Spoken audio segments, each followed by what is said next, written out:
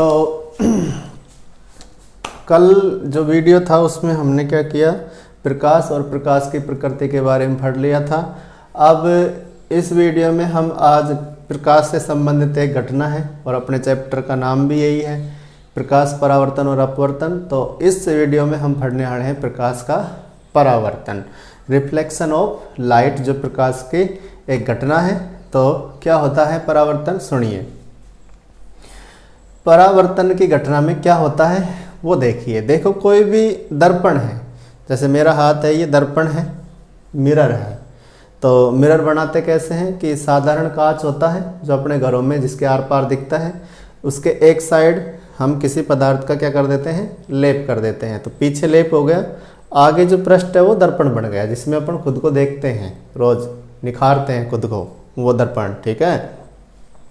तो जब इस दर्पण पर प्रकाश की किरण आ रही है और आके टकराई, और टकराने के बाद वापस जिस माध्यम में आई है उस माध्यम में किसी अन्य दिशा में चली जाए, इधर चली गई, प्रकाश की किरण आई, टकराई और इस दिशा में चली गई, तो इस घटना को हम कहते हैं प्रकाश का परावर्तन।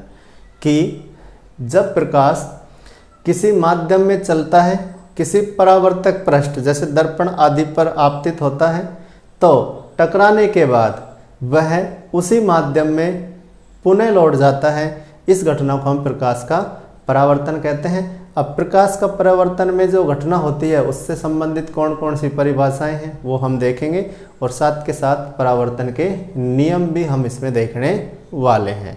तो शुरू करते हैं प्रकाश का परावर्तन। तो अपनी हेडिंग रहेगी प्रकाश का परावर्तन।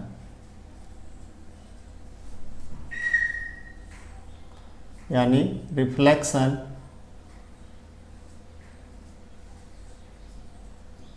Of light. तो क्या होता है प्रकाश का परावर्तन, देखो। जब प्रकाश किरण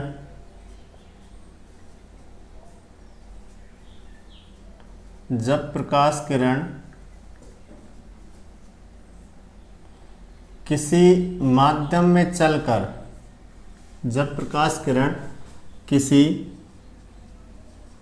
माध्यम में चलकर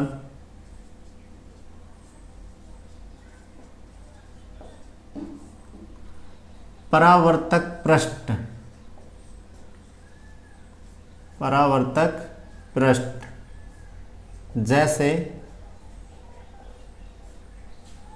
जैसे दर्पण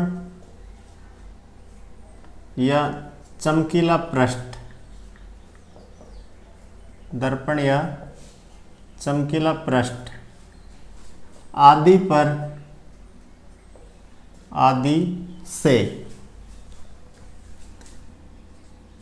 आदि से टकराकर पुनः उसी माध्यम में लौट जाए,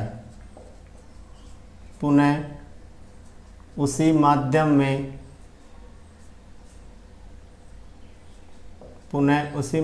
में लौट जाने की घटना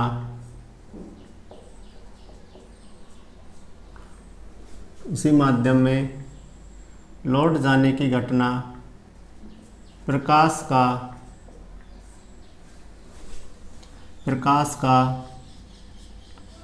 परावर्तन कहलाती है। प्रकाश का परावर्तन कहलाती है, ठीक है। तो जब कोई प्रकाश किरण किसी एक माध्यम में चलकर आए और परावर्तक पृष्ठ जैसे दर्पण या कोई भी चमकदार पृष्ठ उससे टकराए और वापस उसी माध्यम में लौट जाती है, तो इस घटना को हम कहते हैं प्रकाश का परावर्तन। तो इसे एक डायग्राम से समझते हैं, देखो।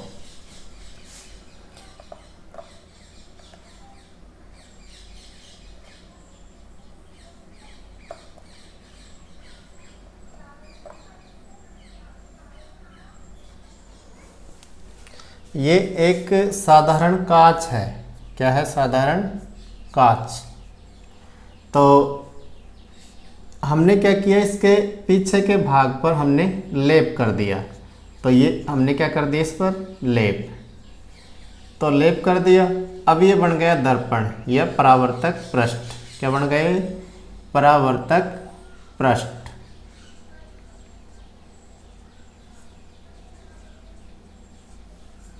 या दर्पण बन गया, जिसमें हम खुद को देखते हैं, खुद को निखारते हैं। ठीक है। अब इस पर, इसके ऊपर ये माध्यम है और ये माध्यम क्या भरा हुआ है, वायु।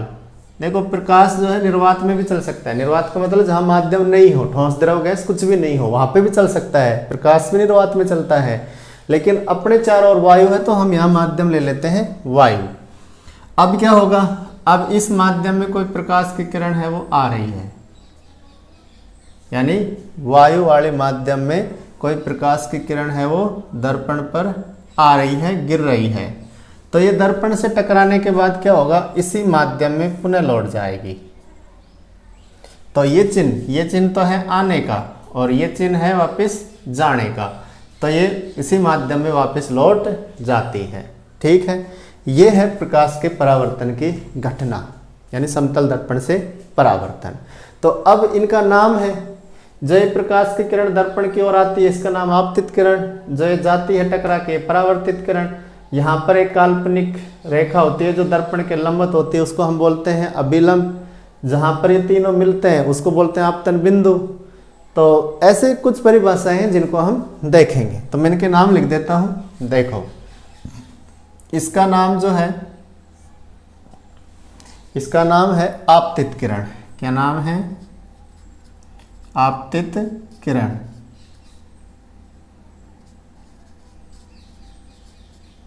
ठीक है। ये है परावर्तित किरण,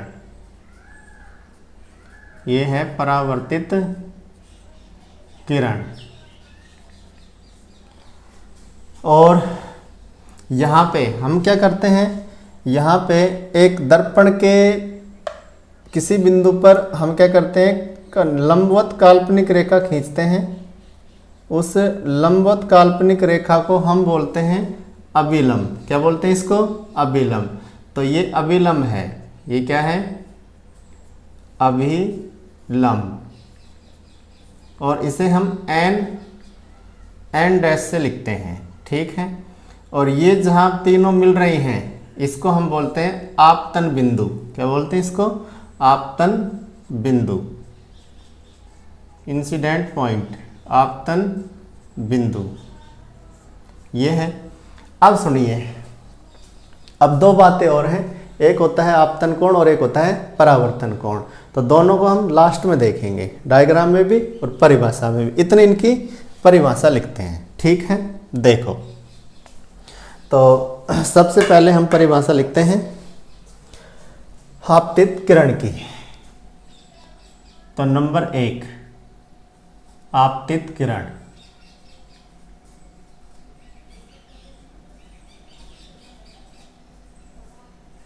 और इसको इंग्लिश में बोलते हैं इंसिडेंट रे। इंसिडेंट रे क्या होती है आपतित किरण, वो देखो। वह प्रकाश किरण, वह प्रकाश किरण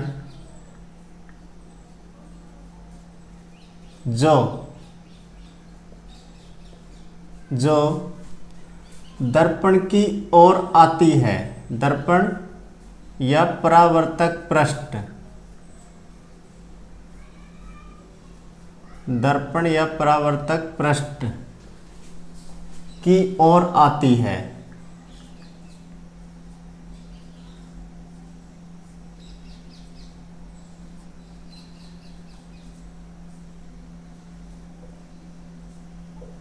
आपतित किरण कहलाती है।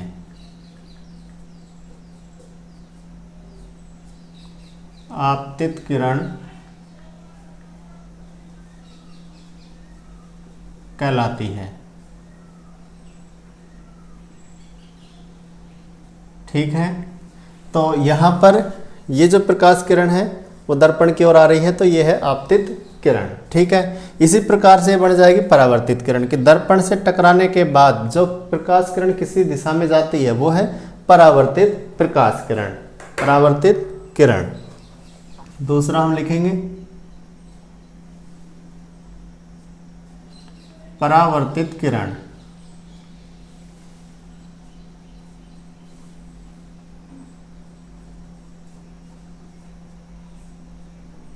और इसको बोलते हैं रिफ्लेक्टेड रे।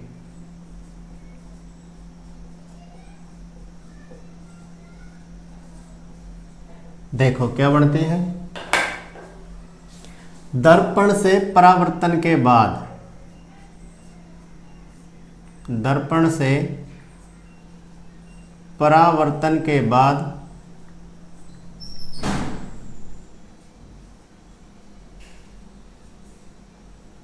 परावर्तन के बाद किसी दिशा में, किसी दिशा में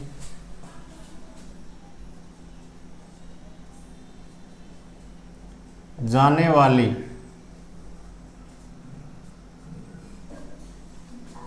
प्रकाश किरण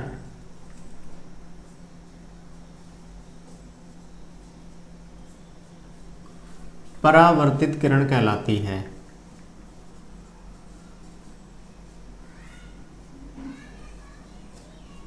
परावर्तित किरण कहलाती है। ठीक है, अब बढ़ता है अभिलंब। अभिलंब की क्या परिभाषा बढ़ेगी वो देखिए।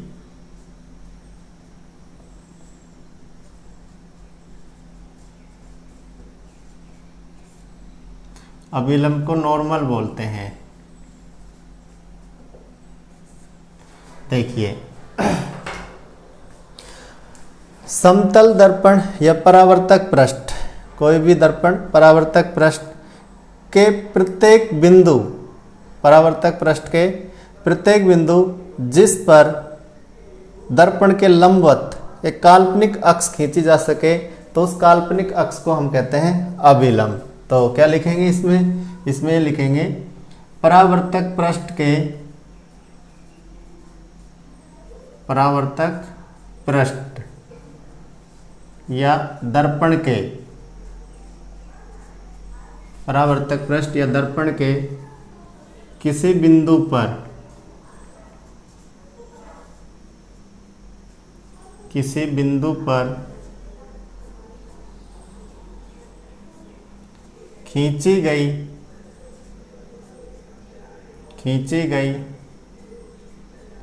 लंबवत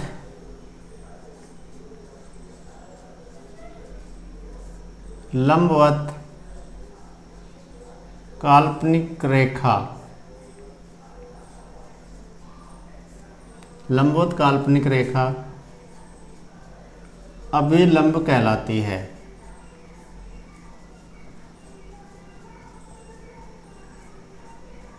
अभिलंब कहलाता है और इसे हम एन एंड एस से लिखते हैं। ठीक है, अब आपतन बिंदु।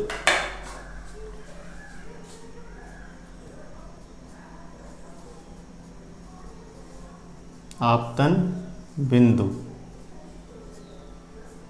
इसको बोलते हैं इंसिडेंट पॉइंट। इंसिडेंट पॉइंट, तो क्या बनता है इंसिडेंट पॉइंट? देखो, ये आपतन बिंदु है, यानी कि परावर्तक पृष्ठ अथवा दर्पण का वह बिंदु जहां पर आपतित किरण, परावर्तित किरण और अभिलंब तीनों उपस्थित होते हैं, उसे हम कहते हैं आपतन बिंदु। ठीक है, तो देखिए,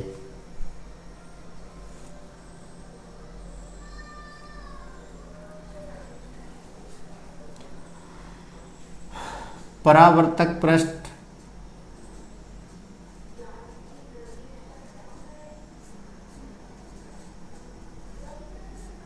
या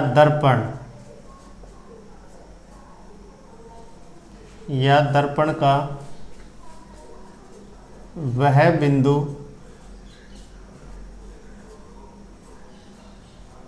जहां जहां आपतित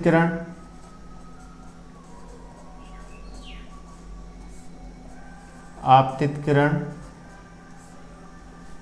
परावर्तित किरण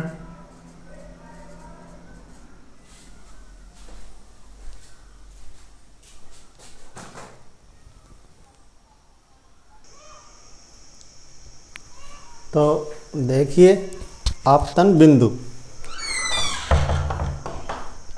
लाइट चली गई है फिर भी आपको दिखाई दे रहा होगा। देखिए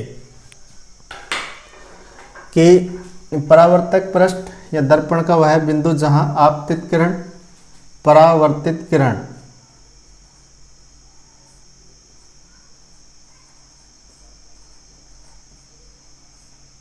वह परावर्तित किरण वह आपतन बिंदु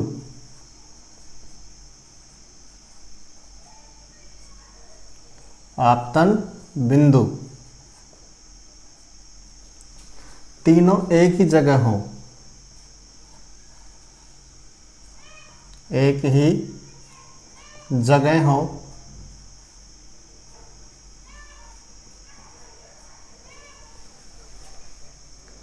आपतित किरण व अभिलंब, आपतन बिंदु नहीं अभिलंब, ठीक है मिस्टेक हो गई, अभिलंब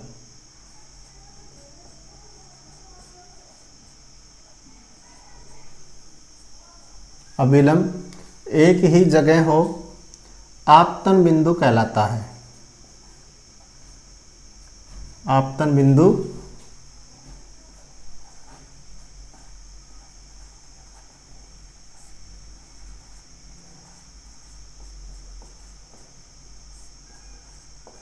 कहलाता है, ठीक है। तो ये हो गया अपना आपतन बिंदु। अब इसके बाद हम पढ़ेंगे परावर्तन कोण और अपवर्तन कोण। तो मैं यहाँ थोड़ा सा समझा देता हूँ, नेक्स्ट वीडियो में देखेंगे।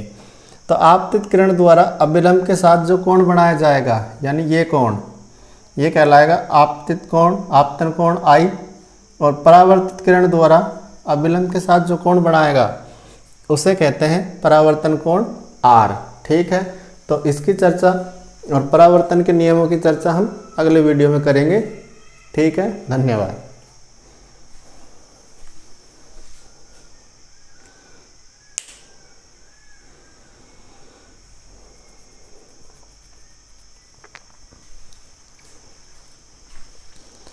तो हम अब आपतन कोण और परावर्तन के नियमों को भी देख लेते हैं। तो देखिए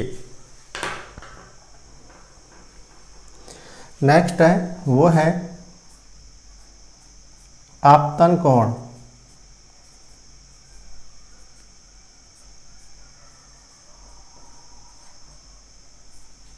आपतन कोण इसे बोलते हैं इंसिडेंट एंगल, और इसे हम लिखते हैं कोण I से, ठीक है। क्या होता है वो देखो। तो ये देखो, ये आपतित किरण है और आपतित किरण के द्वारा अभिलंब के साथ जो बनाया गया कोण है, देखो दर्पण के साथ नहीं है, अभिलंब के साथ, यानी ये आपतित किरण और ये अभिलंब, तो इनके बीच में जो कोण बनता है उसको हम कहते हैं आपतन कोण। तो यहाँ लिखते हैं आपतित किरण द्वारा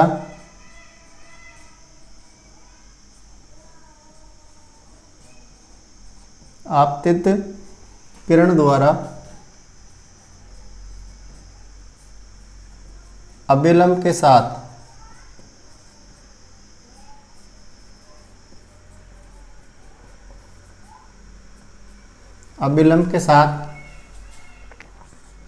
बनाया गया कोण आपतन कोण कहलाता है। आपतन कोण, और इसे हम लिखते हैं कोण I से, आपतन कोण I कहलाता है।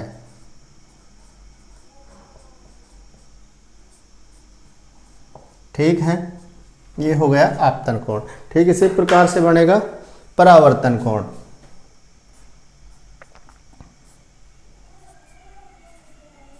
परावर्तन कोण, और इसको हम लिखते हैं कोण R से, और इसको बोलते हैं रिफ्लेक्शन एंगल।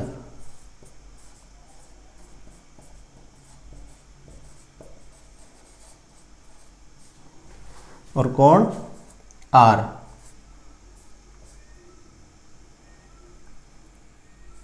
कोण R, ठीक है। क्या होता है वो देखो। परावर्तित किरण द्वारा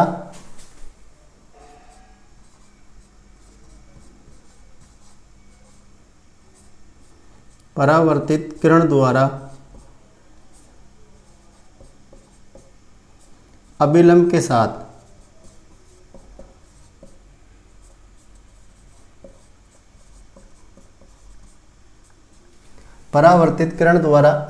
साथ बनाया गया कोण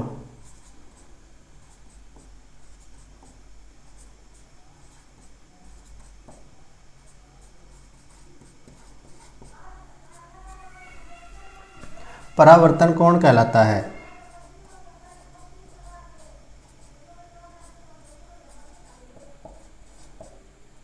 परावर्तन कोण कहलाता है, ठीक है। तो परावर्तन कोण को हम कोण R से लिखते हैं और आपतन कोण को कोण I से लिखते हैं। अब इसके साथ हम देखने वाले हैं परावर्तन के नियम। तो अपनी नेक्स्ट हेडिंग क्या रहेगी? परावर्तन के नियम।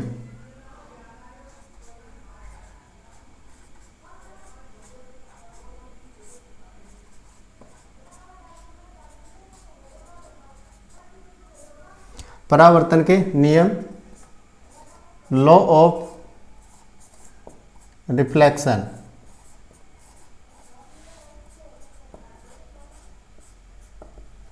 देखो क्या होते हैं परावर्तन के नियम, उनको देखिए। तो परावर्तन के नियम होते हैं दो। परावर्तन के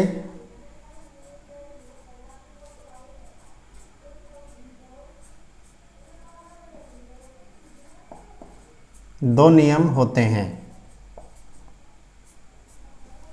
परावर्तन के दो नियम होते हैं। नंबर पहला नियम क्या है? देखो, आपतित किरण, परावर्तित किरण और आपतन बिंदु, ये तीनों एक ही तल यानी दर्पण के ऊपर जो तल है उस पर होते हैं। जैसे ये दर्पण है और ये दर्पण का तल है, तो आपतित किरण, परावर्तित किरण और यहाँ आपतन बिंदु तीनों एक ही तल, ये समतल में होते हैं। तो पहला नियम है आपतित किरण,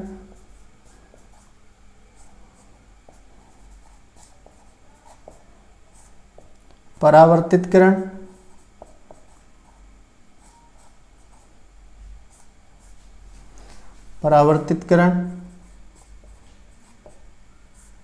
व आपतन बिंदु।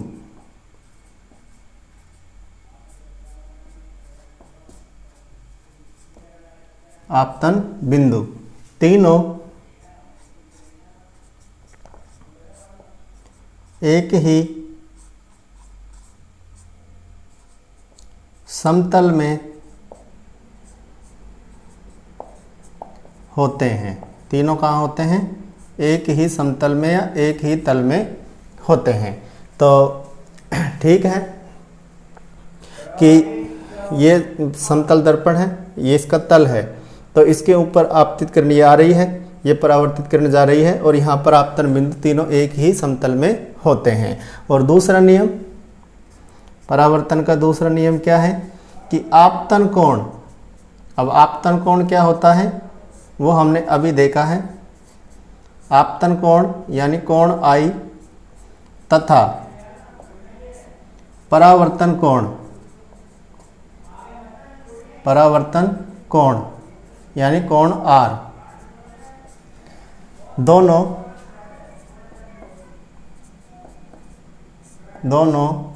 बराबर होते हैं। दोनों क्या होते हैं? बराबर होते हैं। ये परावर्तन का दूसरा नियम है। अर्थात कोण I बराबर होता है कोण R के।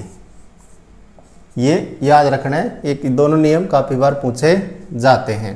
तो परावर्तन के दो नियम हैं। पहला नियम कि आपतित किरण, परावर्तित किरण व आपतन बिंदु तीनों एक ही तल में होते हैं और आपतन कोण और परावर्तन कोण दोनों बराबर होते हैं। आपतन कोण होता क्या है कि आपतित किरण द्वारा अभिलंब के साथ बनाया गया कोण आपतन कोण I और परावर्तन कोण परावर्तित किरण द्वारा अभिलंब के साथ बनाया गया कोण परावर्तन कोण R। तो यहाँ पे देखिए, यहाँ पे ये तो है, ये आपतित किरण है, ये अभिलंब है, इन दोनों के बीच में बनने वाला कोण आपतन कोण I और ये परावर्तित किरण है और ये अभिलंब, इनके बीच बनने वाला कोण परावर्तन कोण R और ये दोनों क्या होते हैं, बराबर होते हैं। ठीक है, तो ये हमने परावर्तन के बारे में पूरा इस वीडियो में पढ़ लिया है। नेक्स्ट वीडियो में हम समतल दर्पण द्वारा प्रतिबिंब निर्माण की चर्चा करेंगे। धन्यवाद।